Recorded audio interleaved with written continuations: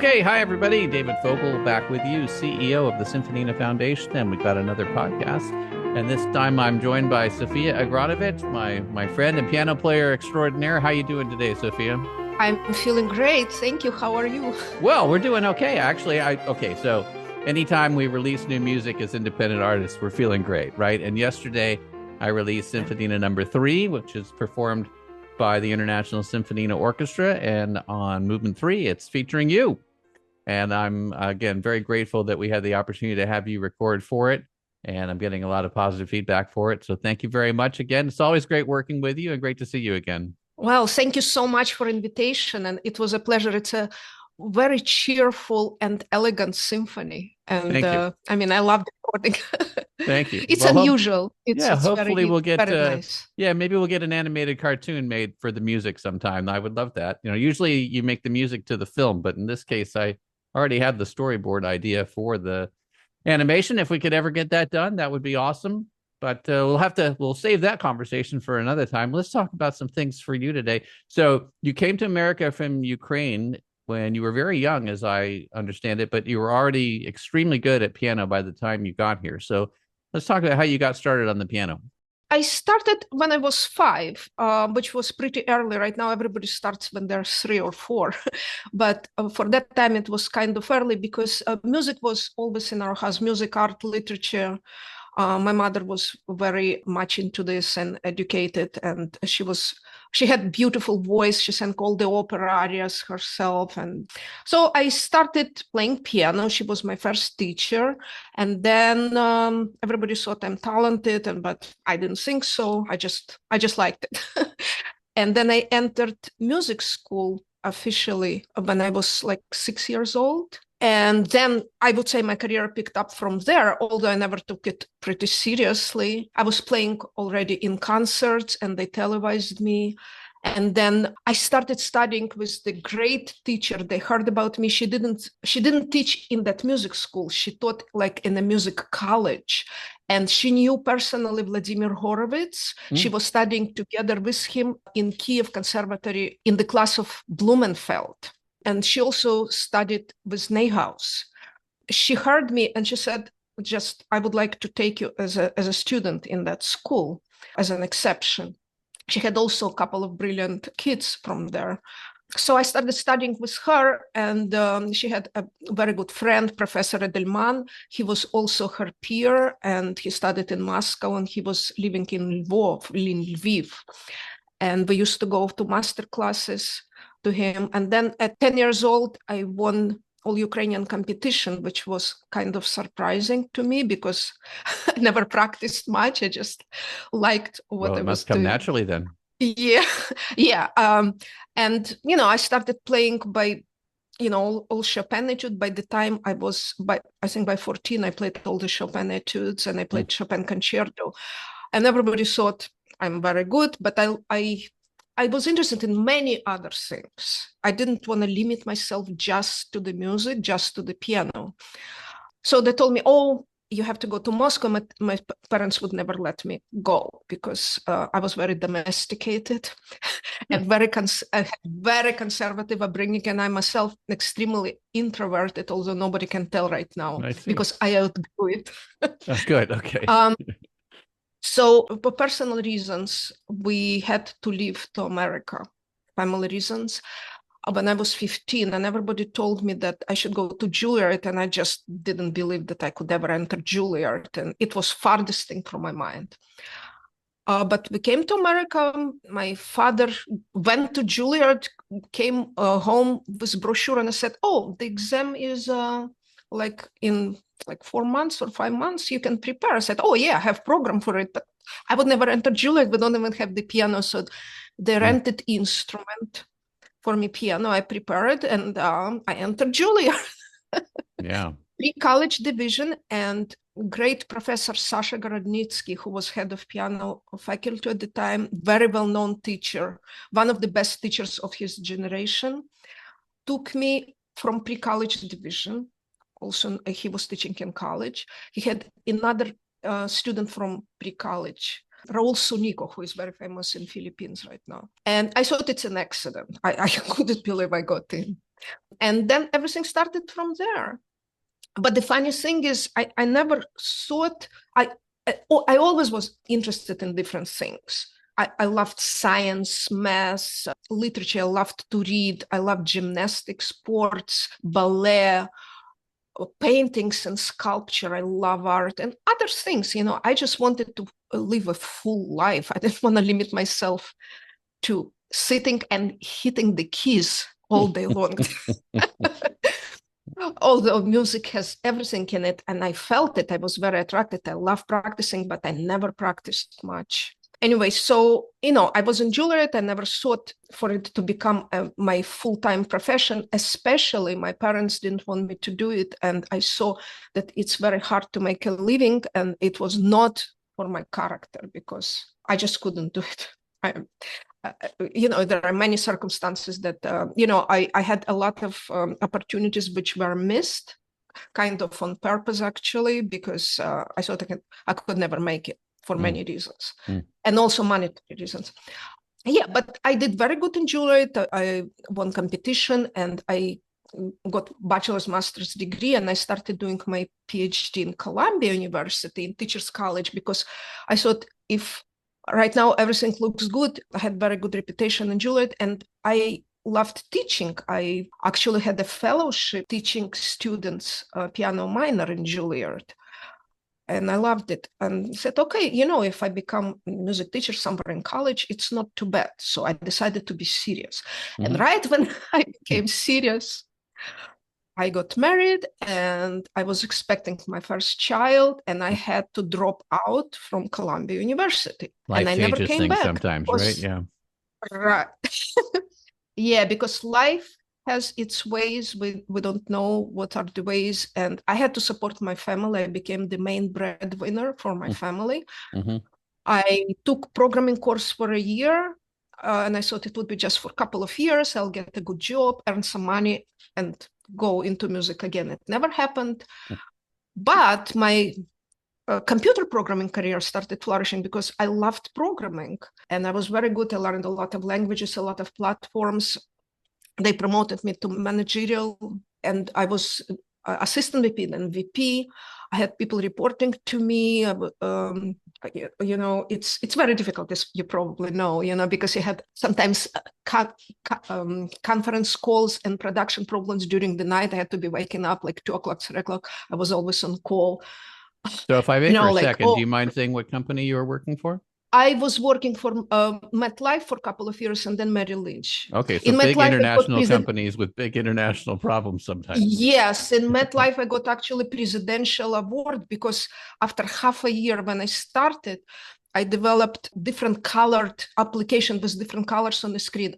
I discovered we had a I'll make a long story short, but I'm so proud of it now. I don't know. We had a consulting company who had to write a package, who had a package for us, and they wanted more money. So they kept doing some bad things. It didn't work, and I didn't believe. I thought something is wrong.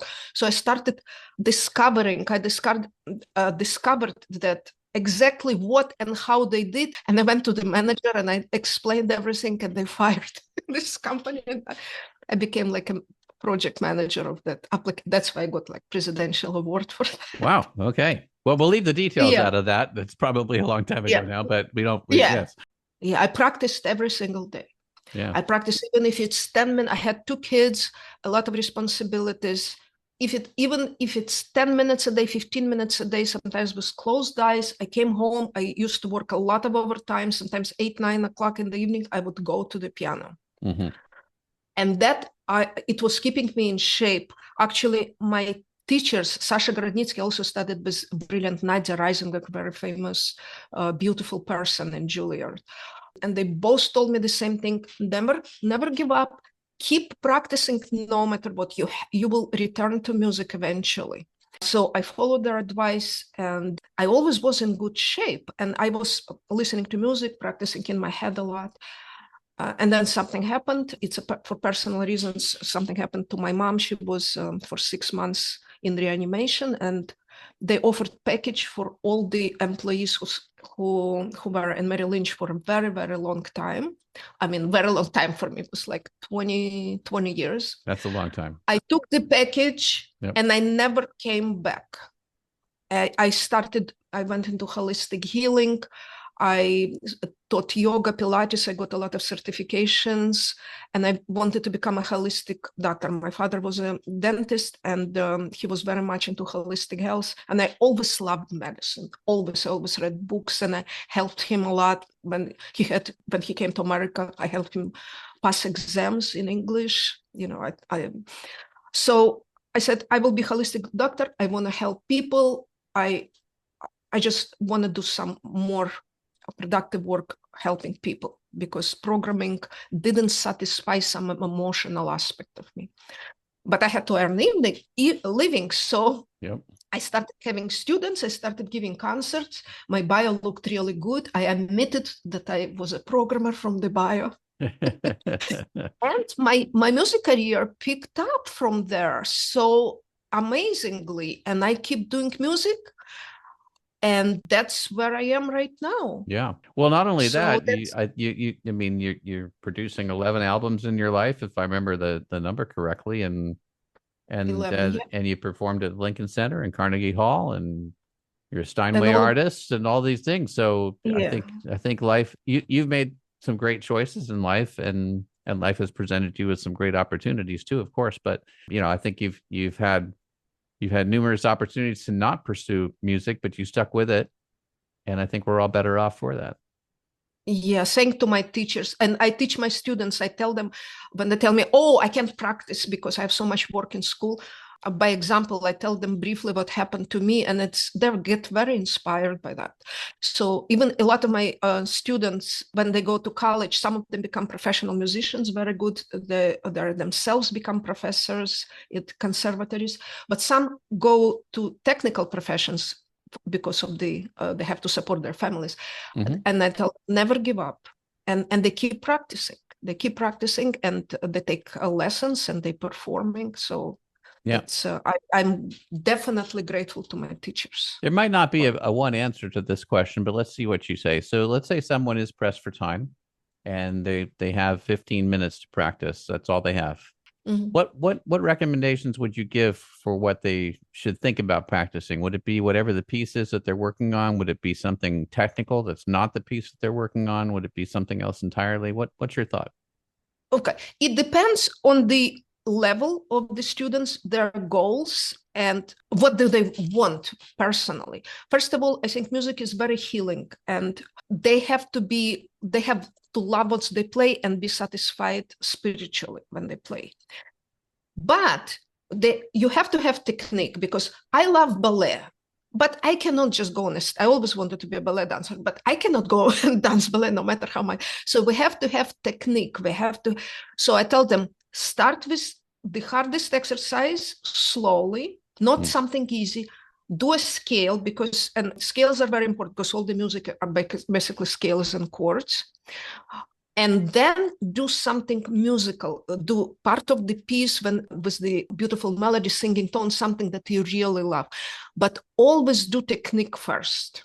And technique is actually more important when you have less time to practice, because for example, for me, I practice a lot in my head. I think about music, I play pieces in my head, and it helps tremendously. It's 80% is mental. And if I practice technique, I can put everything together when I actually sit at the piano. But I cannot tell exact percentage for everybody. We have to vary it, because again, it depends on the individual. It depends what they want. If they're preparing for competition, they have to play their competition piece. If they're working on the tone, they have to play second movement of Mozart's sonata, for example. But technique is a must in the beginning. Yeah, and when you're teaching, the beginning of practice. Yeah, when you're teaching somebody, let's say, do you take brand new students, 3 years old, 5 years old, or do you help people who are farther along? I take everyone. Right now, I don't teach as much as I used to. I want to concentrate more on my performance and recordings and my family. Yeah. When I came back to music, which was so many years into, actually I came back in 2008, 2009. That's where I took a package. One of my first students was a music prodigy. He was 3 years old. The father begged me to take him. I was on a list of a private teacher directory of Juilliard School. Right now, they don't have that list. So they found me. He said, I approached every teacher. Nobody wanted to take him. I said, it's impossible. He brought this child. I still have videos on YouTube. I can send you some. This was a real prodigy. And I had a blast teaching him. And it's not only technique. He had mature understanding of music, unbelievable. So after that, I said, I'm taking everybody. Yeah. Because you never know. You're dealing with personality. Age is not the limit. It's interesting. And I enjoy, maybe because of my age, I'm enjoying teaching very young kids. Like before, professionally, I used to take adult students that were older than me mostly. But little kids, they're so open and so flexible, and they're very wise in their own way. And they can show us how life is so fresh and so deep that we forget how it is. So I learn from them just the joy of life. But I teach them on very, very high level.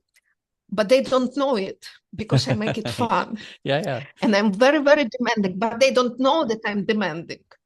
I give them the most difficult assignments, and they do it because, I make a lot of jokes, and they just love it. They laugh at the lesson a lot. And I enjoy teaching little kids. And of course, I enjoy teaching very developed students and talented adults. Yeah. Yeah. So, I guess part of that trick of being a good teacher, there are many, is trying to give someone something that is just challenging enough, right? Where they have to work at it to get it, but they can work at it to get it. It's not something that's beyond, like if you said ballet, and you said, David, here, we're going to go knife, neck. No, it's not going to happen, right? It's not possible. But if you gave me something, that was like, okay, you just finished this Mozart sonata. Now we're going to do X, Y, Z. And I'm like, oh my goodness, look at this thing. But if you have confidence and faith and can accurately say, yeah, David's up for doing this, then when I do it, I'm going to feel like, wow, that was a great accomplishment. And also it allows me to have more trust in you to tell me what it is that's the next thing for me to work on. So there's that student teacher relationship thing that has to work too. Yeah. And it's all about personality, because I plan my lessons to a point, but you have to feel personality of the students. And for me, especially with teenage kids, it's very, very important because I become their confidant, basically. And I help a lot of kids, especially girls. They have a lot of, it's very difficult. Now our society is very difficult to deal with in schools, and especially talented kids, they're different. And a lot of them have bullying in school, and some of them, and they have maybe 1-2 close friends. People don't understand them. So, and they're very introverted. They come to me, they're afraid to say words. So, and I feel it right away. So for me, it's a lot of psychological work, and I love it. I enjoy it. And I have a lot of gratitude from them after a couple of years, how they develop, their personality develops. Yeah. And they become more confident in life in general. And that's the purpose. It's not only like how fast they play and which pieces they're playing. So, and whether they're going to make it into Juilliard when they're done with high school, maybe they're not going to take that path, but there's so much more to music than just being a professional musician. Yeah. So I enjoy working with personalities. I really, it's like one-on-one, and it doesn't even depend on the age at all, because I feel myself, maybe it's still immature, but I feel myself as if when I was a child, I felt exactly the same. Right? Really? Okay. I feel now I just know a little bit more. I don't know much. We don't know what we don't know, right? We don't know much. That's true. But just a little bit more, but personality is the same. Yeah, when you're preparing actually, let's ask a different question, which is related. So for 2025, what performances do you have planned? Oh, I'm playing for some music clubs and, in churches and some charitable concerts a lot. I don't even publish them. or advertise. But I play, for example, in May, I have two major concerts. Mm-hmm. One will be in Drew University. This is from a charitable foundation from actually Taiwan and America. Mm-hmm. They invited me to play. They invited me third time. I'm very grateful for that. Wonderful. It would be in a beautiful hall in Drew University. It's a joint concert. I will play Chopin Fourth Ballade and some Schumann Liszt. But then I have a concert in a new venue, which I never played. Probably it will be a candlelight concert, which it's in Flanders, New Jersey. It's about a little bit more than an hour. I play big program. So my program this year would be actually hour and a half, almost hour 45 minutes. But sometimes I take less because some places demand only 1 hour.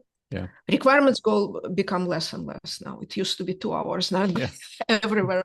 Yeah. So I'm playing Beethoven's Tempest Sonata, Schumann Sonata number 2, Liszt Sonata in B minor, which is huge, like over 30 minutes. Wow, okay. Chopin Fourth Ballade and Schumann Liszt. That's my full program. When you're doing that, Sophia, do you do that all by memory? Do you have the music in front of you? Of course. How do they... Yeah. It's impossible to I don't understand how musicians can play with music when they say solo part. You can play music when you have an ensemble or slow movement, but when you play Liszt, Chopin, Rachmaninoff, I don't know how you can. First of all, it's the jumps, leaps, and technique. It's impossible to look at the music, look at the hands. Second of all, if you don't know it, there is no freedom of interpretation. The piece has to be yours. It has to come from within. I find it very difficult playing with music. Sometimes I do, when, like, I had an emergency concert last week. I had to take a piece which I didn't play like in 5 years. So second movement, I played with music. Mm-hmm. The other ones I just recovered in 3 days somehow. But that's why I play everything by memory. Is especially this romantic repertoire, like virtuoso repertoire, Liszt, Chopin, late Beethoven. It's impossible. Yeah, so we've had Chetan Tiera on, a touring pianist, and also Kara Huber, and maybe a few others, and talk about how to go about memorizing things and becoming confident with the memorization that you have as a performer, mostly for piano, but I suppose it would carry over to other instruments too. And some of the things that they were suggesting is taking it like 2 measures at a time, or working backwards from the end to the beginning, things like that. Do you have any special tricks or techniques or tips that you have for how you go about committing something like a 30-minute thing to memory? Every piece is different, and every composer is different. First of all, I have to know the piece. I listen to piece a lot, so I just know it. And I can play it almost by ear. Then I just start playing it with music, and don't think about memorization. I never think about memorization. I just play the music, I dig into piece, I work on sound, I think about the interpretation, and then I just know it. But of course, there are some parts, for example, there are a lot of voices, a lot of chords, and then I analyze them logically. It's purely mathematical, but I have to analyze them logically if I want to interpret them even with music. It's fascinating. I love it. And then I usually think in terms of scales and chords a lot. So I know if it goes from dominant to tonic, then subdominant, then here's seventh chord. I just memorize how it goes, and I see the structure before my eyes. Again, I'm not trying to memorize it at this point. I'm just trying to interpret it correctly, because I'm very much into structure of the whole piece, because sometimes you play like little excerpts, like example from Liszt Sonata, you play the beautiful melody, but then it repeats 3 times, every time in a different tonality, every time there is a variation, different notes. So I have to structure, why did he do it? Okay, he want to express this. By the time I finish the whole piece, I just know it by memory. That's it. Well, that's good. I suspect your memory is maybe better than many other people's. And also, when you're expressing something here, which I think is very important, which is when you know a language, when music is a language, you can anticipate what's coming next, the better you know that language. And so when you're looking for patterns of things and what someone's trying to do, you can you can describe it with like one word, like this is a subdominant. Okay. And now Yeah. you know exactly what notes are going to be in there, and your fingers already know where to go. So that's cool. Now to be able to do that for a 30-minute piece, that's a different story for me anyway, So I'm trying to take the tips that people have given me and memorize Mozart Sonata number one. I'm working on that. Just, I performed Mm. that for a friend of mine's, my wife's sister got married last year, and they asked me to play piano at the wedding in a church setting, and they wanted classical music. So I did Mozart Sonata 1, and I did some Clementi sonatinas, just kept it, light stuff. Mhm. But I had the music in front of me. I was reading it, and I had practiced it for a few months ahead of time to make sure I felt comfortable with it. I hadn't played that stuff in a while because I'd done a lot of jazz, but not so much classical. But now I'm trying to take some of the tips that you're giving me and Chayton and Kara and other people and see, okay, can I commit at least the first section to memory? And I'm almost there. But I know exactly what you're saying, because like you get to different things, you say, okay, what's the relationship going on here? This arpeggio is this chord's leading to this next chord. And once you internalize that, you can't really miss it. I mean, your fingers could make a mistake, but you internally what it is, right? So it's trying Yeah. to understand what that language of that piece is, really. Yeah, there are different kinds of memory. There is a mechanical memory, like with fast pieces, you can know 100% in your head exactly what it is. If your fingers don't move mechanically, you cannot do it. Right.